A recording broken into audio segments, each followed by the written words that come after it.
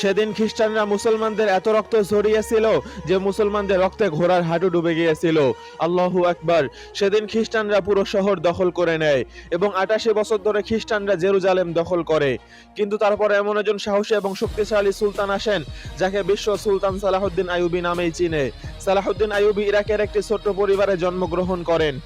তিনি যখন যুবক হন তখন তার চাচা তাকে মিশরে পাঠান। মিশরে তিনি সুলতান নুরুদ্দিন জঙ্গি সেনাবাহিনীতে যোগ দেন এবং শীঘ্রই তার দক্ষতার কারণে সেনাবাহিনীর একজন জেনারেল হন। সুলতান নুরুদ্দিনের মৃত্যুর পর তিনি মিশরের সুলতান হন। তিনি যৌবনকালে সংকল্প করেছিলেন যে বাইতুল মুকদ্দাসে আমার জায়নামাজ না বিছানো পর্যন্ত আমি ঘরে প্রবেশ করব না।